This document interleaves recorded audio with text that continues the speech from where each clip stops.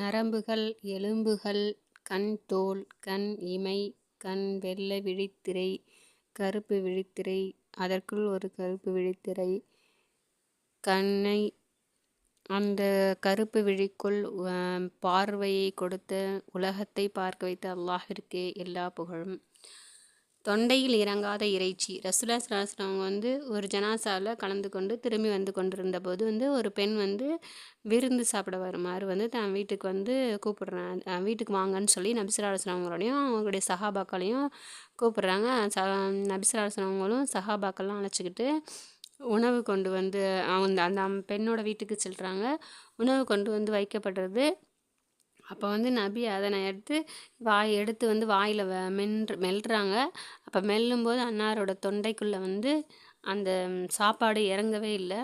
இதனை சஹாபாக்களும் பார்த்து கொண்டு இருந்தாங்க. அப்பொழுது ரசூலுல்லாஹி ஸல்லல்லாஹு அலைஹி வஸல்லம் இந்த ஆட்டிறைச்சி அதன் உரிமையாளரின் அனுமதியின்றி கொண்டு சமைக்கப்பட்டது போல் தெரிகிறது என்று சொல்கிறாங்க. இதை கேட்ட அந்த பெண்மணி, யா ரசூலல்லாஹ், ஆடு வாங்கி வர ஆட்டு மந்தைக்கு ஆள் அனுப்பினேன். அங்கு ஆடு கிடைக்கல. பக்கத்து வீட்டுக்காரர் ஒரு ஆடு வாங்கி வைத்திருந்தார். நான் அதனை விலைக்கு வாங்கி வர அனுப்பினேன். அவரை காண முடியவில்லை. ஆனால் அவரோட மனைவி ஆட்டை என்னிடம் அனுப்பி வைச்சாங்க. நான் அதனை அறுத்து சமைச்சு வச்சேன் அப்படின்னு சொல்கிற விவரத்தை சொல்கிறாங்க. இதனை கேட்ட நபி ஸல்லல்லாஹு அலைஹி வஸல்லம் இதனை கைதிகளுக்கு உண்ண கொடுத்துடுங்க அப்படின்னு சொல்லிட்டு போயிடுறாங்க.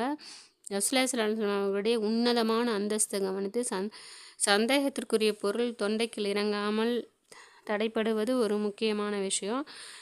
இது அந்த காலத்தில் அவங்க செஞ்ச நபியாக இருந்ததுனால அவங்களுக்கு தெரிஞ்சிச்சு. இந்த காலத்தில் நம்ம குடும்பத்திலே சொந்தக்காரங்களாக இருந்தாலும் நம்ம குடும்பத்தில் உள்ளவங்களாக இருந்தாலும் அவங்களுடைய பொருளை எடுத்து நம்ம யூஸ் பண்ணும்போது நம்ம உபயோகப்படுத்தும் போது நம்ம அவங்கள்ட்ட அனுமதி பெற்று தான், ஊசியாக இருந்தால் கூட அனுமதி பெற்று தான் அவங்க பொருளை எடுத்து நம்ம யூஸ் பண்ணிக்கணும். இன்ஷா அல்லாஹ் எல்லா யாருடைய பொருளாக இருந்தாலும் கேட்டு வாங்கி பெறுவதற்கு எல்லாம் அல்லாஹ் தஆலா நம்ம எல்லாருக்கும் தௌஃபீக் செய்வானாக. ஆமீன்.